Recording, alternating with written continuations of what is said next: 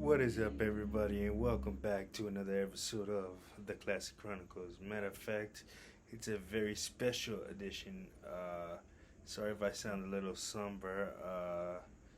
As I'm recording this today, Wednesday, January 26th, it is the anniversary of the 2 year anniversary of the death of one of my favorite NBA players and just an all around great person, Kobe Bryant, his daughter Gigi, and everybody else that died in that tragic helicopter crash 2 years ago. Oh man, I didn't know what I was gonna say when I recorded this one, but I felt it's only right that I, acknowledge, like I said, one of the greatest basketball players to ever play this game. Uh, let's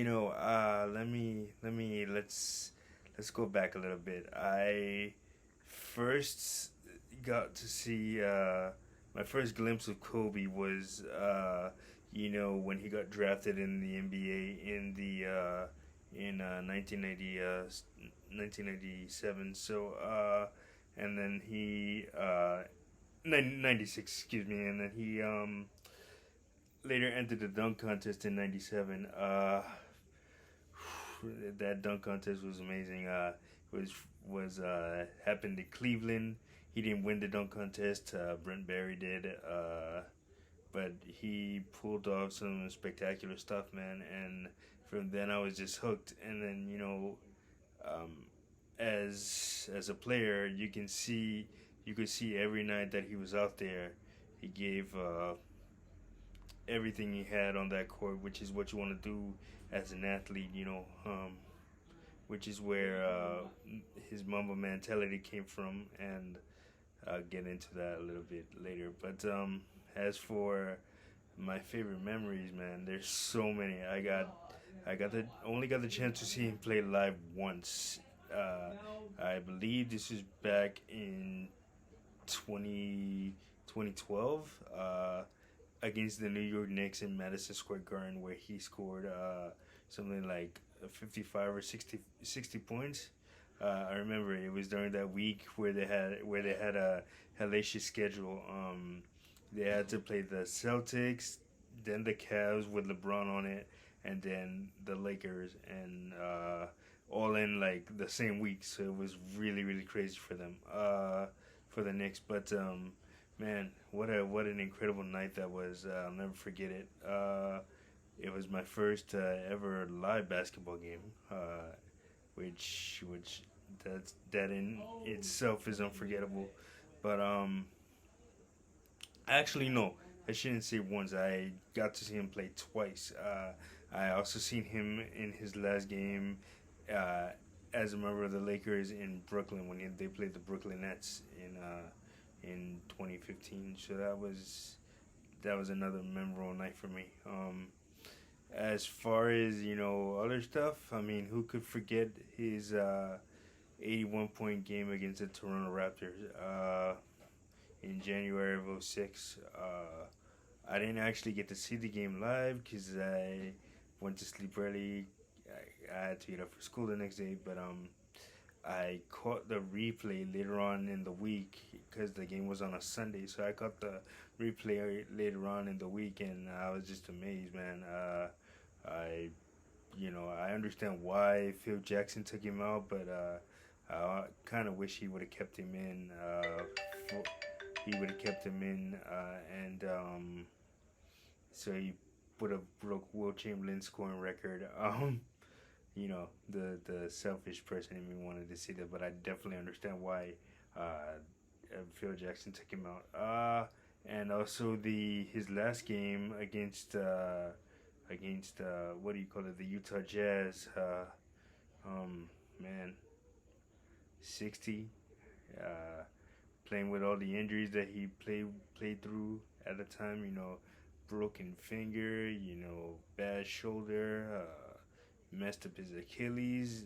Just wanted to go out there. A normal person, would sit down and say, "Let me heal from this," and then try to get back. But Kobe wanted to be out there every night. You know, if he was whether you'd have to probably he'd probably have to be on his deathbed for him not to play. And even matter of fact, I shouldn't even say that. Even then, he might try to find a way to make it happen, because that was just Kobe. Um, oh man, and let's see what else. Oh, his five championship rings, man. You know the first three with Shaq and the whole Derek Fisher and that team were so special. But I kind of enjoyed his last two more than those because of the fact that he had something that he had to prove. You know, a lot of people said that he wouldn't have won his rings if it wasn't for Shaq and everything like that. So he had something that he had to prove. Of course, you have Paul Gasol, Ron Artest, and Lamar Odom, and those guys during his final two championship runs. But you know, but I feel like uh, these were more meaningful due to the fact that he was shouldering a lot of the load during those runs.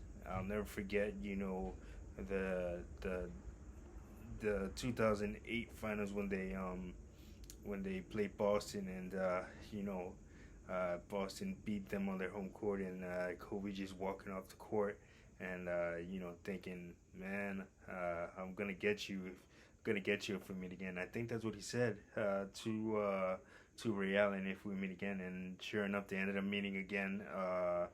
They ended up meeting again in the NBA Finals the following year, and LA pulled it out, man. So that's that's Kobe. Man, I've watched various YouTube videos of stories that I've heard about him and his competitive drive, and that kind of fuels me to kind of be the best version of myself that I could be. It's all about Mamba mentality, man. Just going hard at everything that you do. No excuses, no bullshit. And that's where I get it from.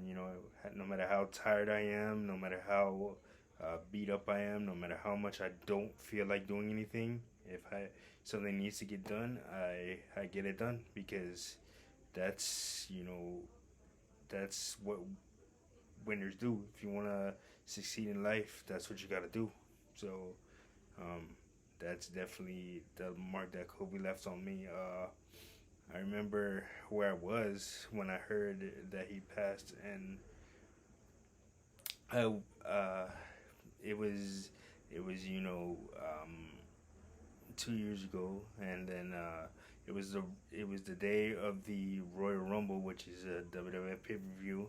Um, I was on my way to my friend's house.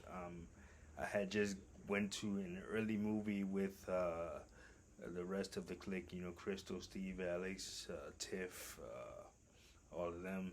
We saw Bad Boys 2, and when we got out of there, I didn't know what happened.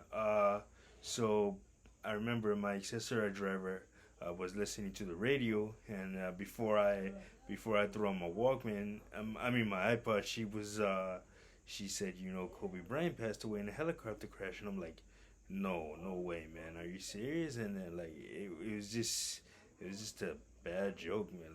Like I thought it was a bad joke, and I was like, no, you gotta be kidding me. You serious? She was like, yeah. And then so it came on the radio, and then I looked on TMZ, and sure enough, it was true, man. And from that day, from that time on, man, I was devastated. The Royal Rumble was a great pay per view. You had a lot of returns and everything like that, but I honestly couldn't focus on that because I was just so devastated by Kobe Bryant and his passing, and then later on learning that his 13-year-old daughter Gigi passed away along with those other unfortunate people. It was just tragic, man. One of uh, one of my favorite quotes that Kobe said that that carries with me is it's true, and I find it to be very very true. You know, he said, I I can't relate. I don't understand lazy people. I can't relate. I don't I don't understand you, and I don't want to understand you. Um, which is true. Because if you're lazy and you're unmotivated, man, what are you doing? Go out, and you don't like circumstances, change them, do something about it. That's that's how he felt, and that's where his competitive drive comes from, and that's something that I carry with me every time that I have to go accomplish something and get something done. It's gotten me through a lot of my life, and I will take it with me forever for the rest of my life. Uh, Kobe, man, you'll be sorely missed by myself and basketball fans and your friends and family. Damn, it just doesn't feel real. Still, 2 years later, still hurts. But you know, you left in you left an incredible mark on the game and on so many lives. You know, it was just a pleasure getting to watch you play, and seeing your story. It is remarkable. So Kobe, rest in peace. Gigi, rest in peace. Those 7 other people that died on that tragic day. May you all rest in peace, and we miss you. We miss you, Kobe, Gigi. And that being said, this has been a very special edition of the Classic Chronicles. Izzy, like, subscribe, share. Uh, See you in the next one. Later. Oh, matter of fact, before we wrap up, please tell everybody that you love them, because tomorrow is never promised, man. Yeah, so now we're wrapping up. I'm Izzy. Love you guys. See you in the next one. Peace.